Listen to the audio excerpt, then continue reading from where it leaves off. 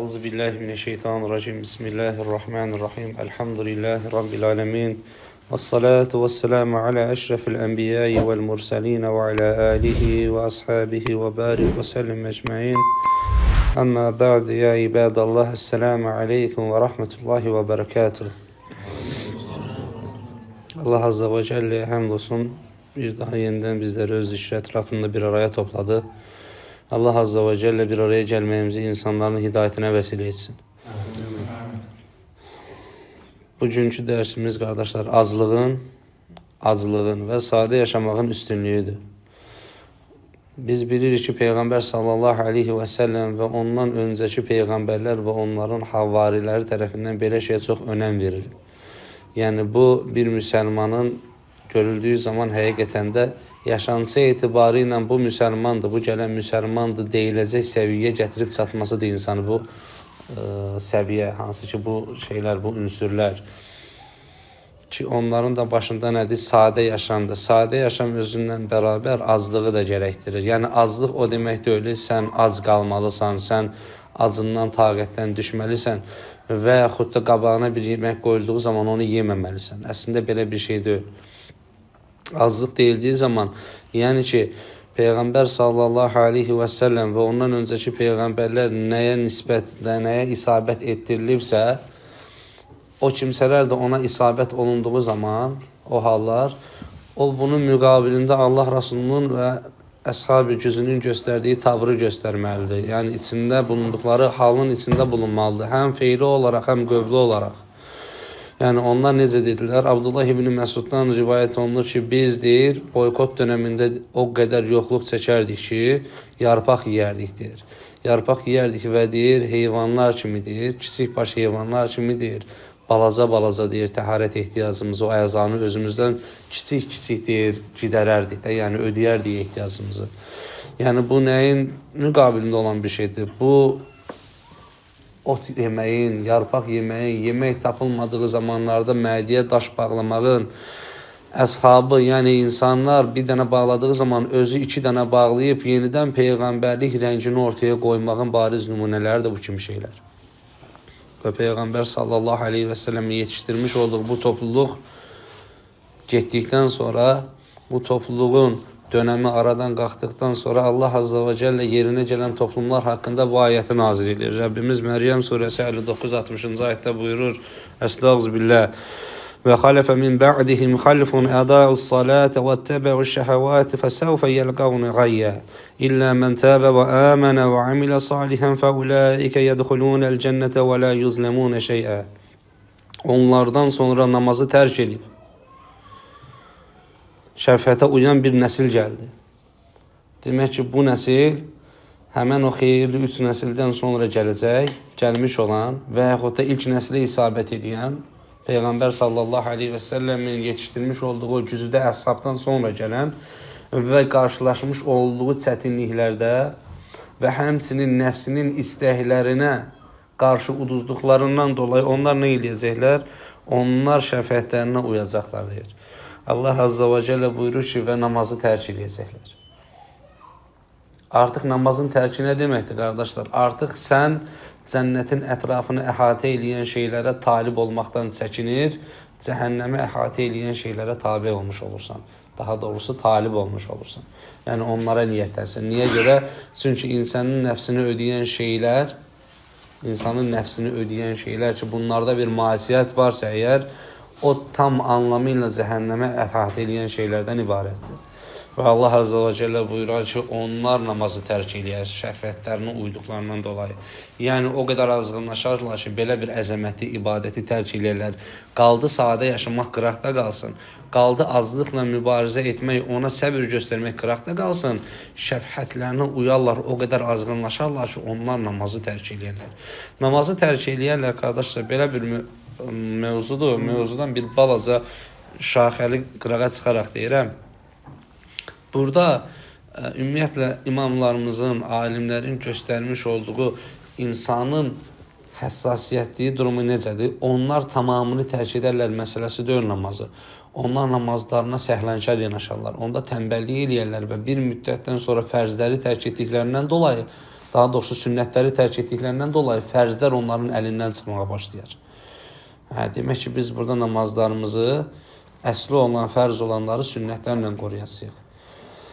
Və Allah Azza və Cəllə ayətin davamında buyurur ki, onlar öz əməllərinin cəzasını alacaqlar.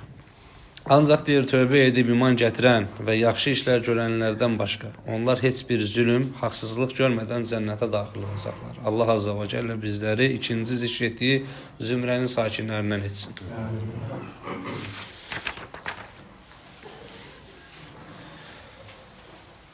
Və Peyğəmbər sallallahu aleyhi və səlləm və onun əhlindən rivayət olunan hədislər var ki, demək olar ki, səhabənin tamamı və onun zövcələrindən, möminlərin anası olan Ayşədən rivayət olunan bir hədis var.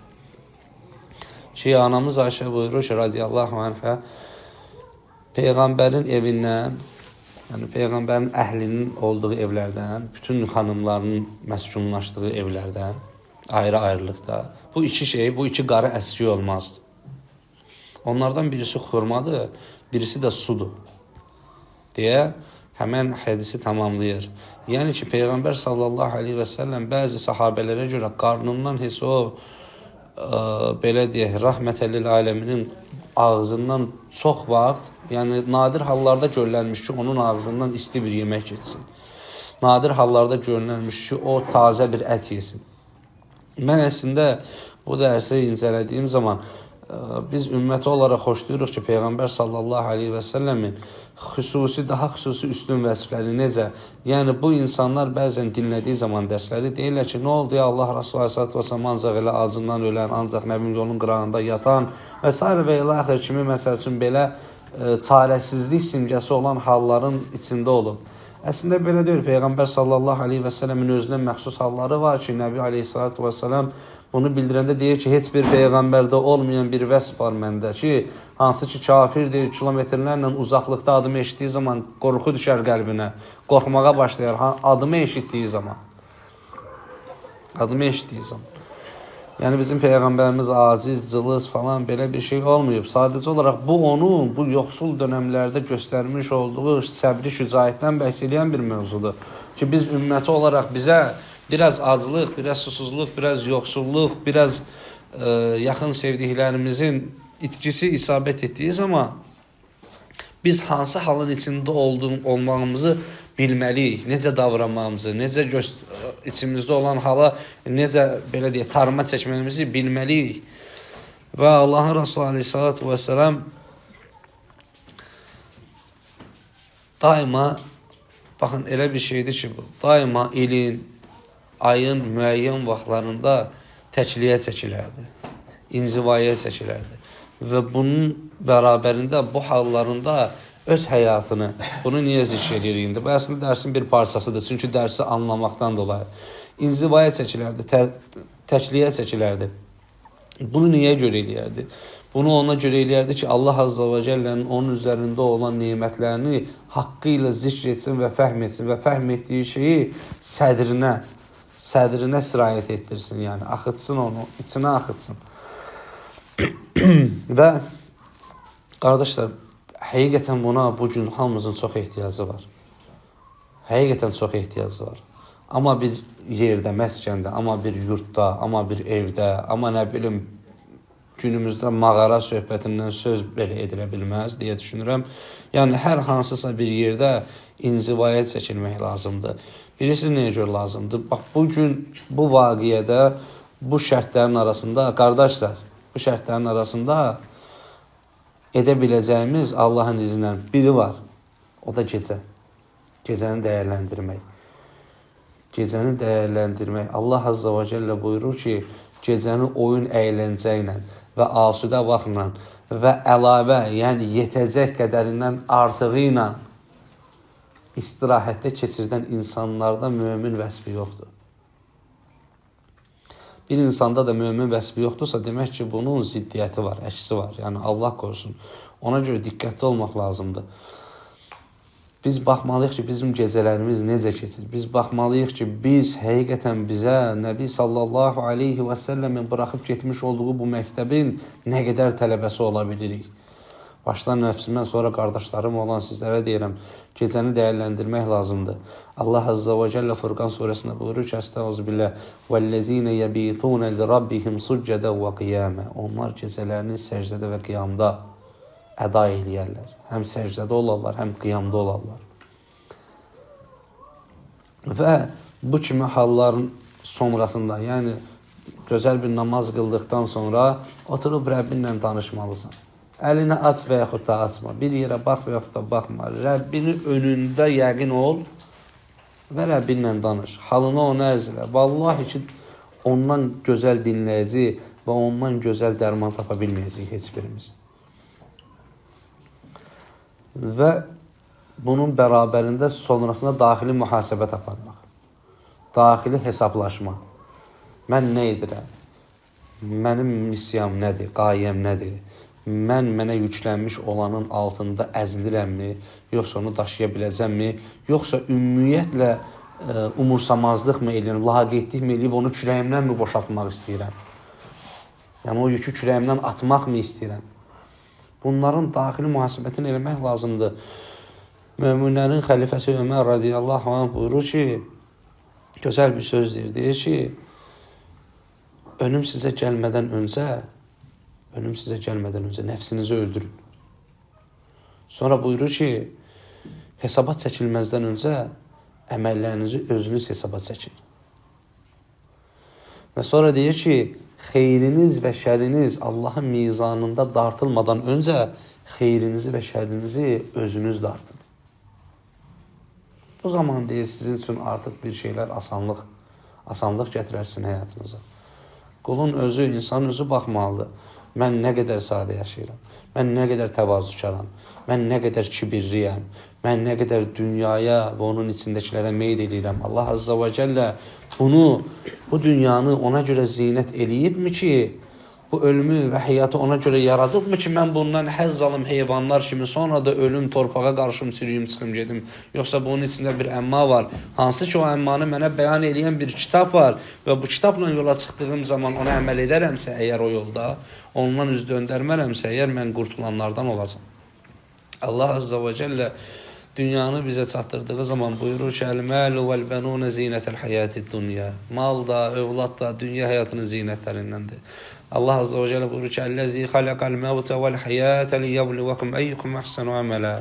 Biz ölümü və həyatı ona görə yaratdıq ki, hansınızın daha salih əməllər işlədiyini görməkdən ötürü bu salih əməllərin birinci növbəsinə, salih əməllərin birinci kateqoriyasına Allahı tanımaq yaraşır və Allahı tanımaq yerləşdirilir.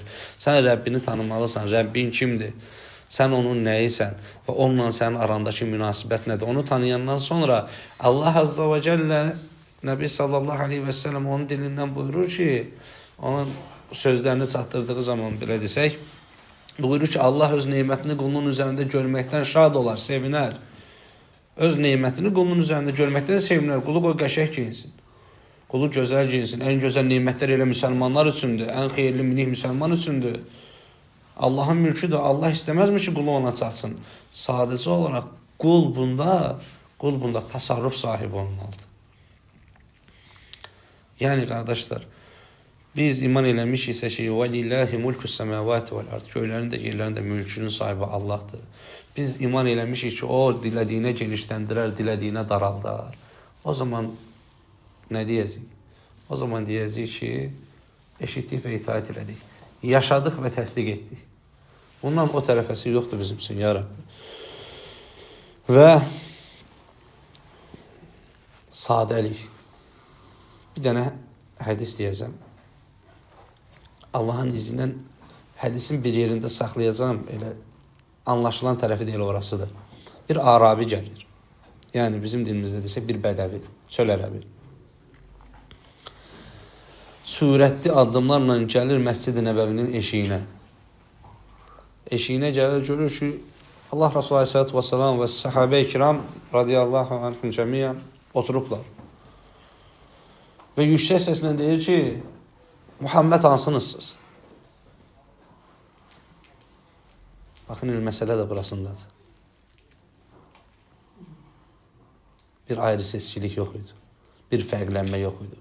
Ay belimə qırmızı qurşaq bağlayayım, ay sinəmə xüsusi bir şey taxım, ay nə bilim, məni onlardan fərqləndirəcək, peyğəmbərliyin simgəsi olaraq bir lent mi taxım, bir şey mi eləyim, belə bir şeylər yox idi.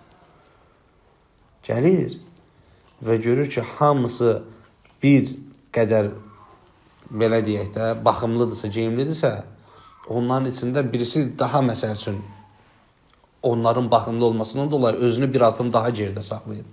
Ki, o da Allahın Rasuluydu sallallahu aleyhi ve sellem. Və gəlirdi ki, Muhammed hansınızsınız? Hətta bir rivayətdə gəlir ki, Əbu Bəkir radiyallahu anh daima ağ geyinməyə üstünlük verərdi deyə, bəzən elçilər falan gələndə elə bilərdilər ki, Rasul Əbu Bakırdır. O ağ geyinməyə daha çox üstünlük verərdi, ağ əmmamə taxardı başına, bizim dildə desək də. Yaxınlaşarlar birbaşa Əbu Bakıra. O da deyərdi ki, Allahın Rasulü Muhammed sallallahu aleyhi ve sellem'dir. O da ya evindədir, ya məsciddədir, ya falan. Beləcə onları qarşılayardı qıraqdan gələn qonaqları. Bu, Əbu Bakırın dönəmində də belə olub. Bunun biz bariz nümunələrinə fikir vermişik, sirada görmüşük Həzrəti Ömərin dönəmində. Əlinin, Osmanın dönəmində də belə olub. Amma Ömərin dönəmini niyə xüsusən qeyd edirəm? Çünki 3 dənə, 4 dənə, 5 dənə ölkənin fəthi gərsəkləşdi həmin vaxtda. Kiçik-kiçik vilayətləri demirəm hələ. Və həmən o fəth olunan torpaqlardan insanlar qoşulub İslam ordusuna gəldikləri zaman deyirlər ki, bizə sizin əmiriniz, bizə sizin başçınız maraqlıdır. Görək bu kimdir bu ordunu salıb bizim canımıza. Gəlib görürlər ki, yamaqlı paltarla həsirin üstündə yatıb. Deyir möminlərin əmiri, Ömər ibn Xattab budur. Təsəvvür edirsən, həmən o torpaqların vəziri olan kimsə, baxır onun halına,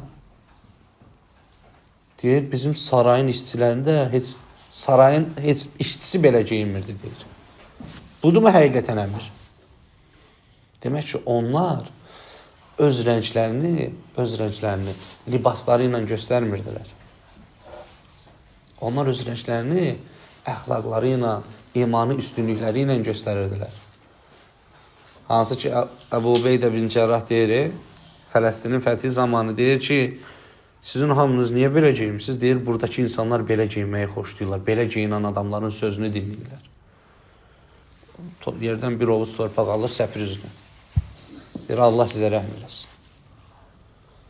Deyir, biz İslamdan öncə zəlil idik. Amma əyinlərimizdə hamımızın iştihamı, yəni dəbdəbəli paltarlar var idi. Amma zəlil idik, deyir, zillətdə idik biz, azmışdıq.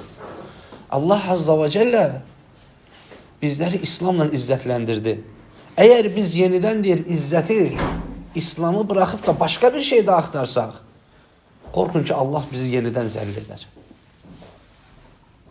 Baxın, qardaşlar, izzət demək ki, libasda deyil.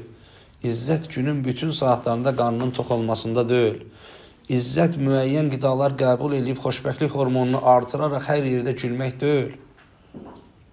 İzzət qarnın ac olarkən də, İzzət əynində yamaqlı paltar olarkən də İslam duruşuna sahib olmaqdır. Sənə baxan insanın səni müsəlman olduğunu anlamasındadır izzət. Sən gəldiyin zaman əlini açıb deməsidir başqalarına ki, həzə muslim, bu müsəlmandır. Yerişinə belə deməlidir. Və ibadur rahmanillezine yemşuna alel ardı hauna. Rəhmanın xas qulları o kimsələrdir ki, onlar yer üzərində təvazükarlıqla gəzərlər. Və həm də vüqar sahibidirlər. Nəbi sallallahu aleyhi ve sellem necə edirdi? Surətdə adımlayırdı. Təvazükarlıq edirdi. Sünnətidir yerə baxmaq, amma birisi ona salam verdiyi zaman başını qaldırardı. Bütün bədəni ilə ona tərəf çönərdi və bir misli artığını verərdi ona. Bir misli artığını verərdi ona. Amma indi qardaşlara deyirsən, Əssəlamu aleykum deyir, aleykum. Bilmirsən nə deyir. Günümüzün həqiqətən problemli, böyük problem bir olmasa, diyaloqda problemli məsələlərindən biridir. Sən Peyğəmbərin qarşı tərəfə belə mi salam verib, sən də belə salam verirsən. Sən Peyğəmbərin çönüb, təbəssüm eləyib, sünnətlərdir bunlar. Başını qaldırıb və deyib ki, və aleykumussalam və rahmetullahi və barakatuh. artıqlaması ilə salam verəcəksən. Təhiyyətən və səlam ayətdə gəldiyi kimi. Gözəl şəkildə, təmiz bir salam verəcəksən. Tələsmədən, heç bir niyə tələsirsən? Ona görə, qardaşlar, son bir hədisi də deyəcəm Allahın izni ilə. Ondan sonra inşallah sual-cavaba keçərik. Peyğəmbər sallallahu aleyhi və səlləm buyurur ki, Adəm övladı mədəsindən daha şərri bir qab doldurmamışdır. Mədəsindən daha şərri bir qab doldurmamışdır. Və onu bölür üç yerə. Suya, havaya və yeməyə. Yəni, bunun üçdə birini üç yerə bölür və insanın kafirlər kimi, müsəlmanın daha doğrusu, kafirlər kimi 7 qarından yeməməsini işarə verir. Yəni, deyir, kafirlər 7 qarından yerdir. Möminlər 1 qarından yerdir.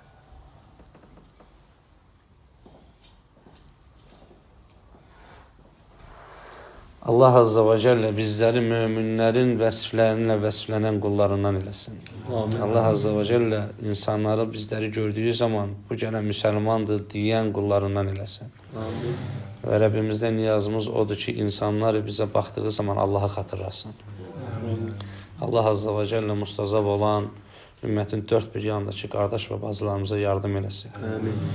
Və İslam ordusuna tez zamanda zəfər nəsib eləsin. Amin. Və axiri və dəvana inilhamdülillahi rabbil alemin.